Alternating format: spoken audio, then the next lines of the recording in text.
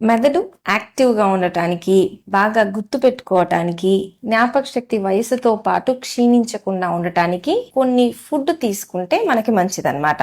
ఇవి ఏంటి అంటే, మొదటిది omega-3 ఫ్యాటీ యాసిడ్స్. బ్రెయిన్ అనేది ఫ్యాట్ తోనే తయారై ఉంటుంది కాబట్టి omega-3 ఫ్యాట్స్ అనేది చాలా ఇంపార్టెంట్. ఇవి ముఖ్యంగా వచ్చేది ఫిష్, చేపల నుంచి. కాకపోతే ఒకవేళ వెజిటేరియన్ మనం ఫిష్ ఎక్కువగా తినమనుకోండి, omega-3 అనేది వాల్నట్స్, డ్రై ఫ్రూట్స్, పిస్టాస్ వీటిల్లో వస్తుంది. దాంతో పాటు అవిసె గింజలు, గుమ్మడి గింజలు, చియా సీడ్స్ వీటిల్లో కూడా omega-3 అనేది మనకి లభిస్తుంది. ఇవి కాకుండా బ్రెయిన్ కి antioxidants important, brain repair కోసం. ఇవి దేని నుంచి వస్తాయి అంటే, కలర్ గా ఉండే వెజిటబుల్స్, ఫ్రూట్స్.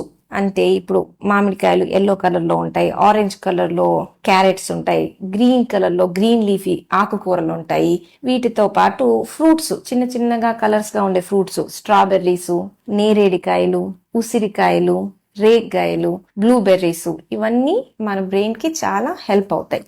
దీంతో పాటు పసుపు కూడా యాంటీ ఆక్సిడెంట్స్ ఎక్కువ.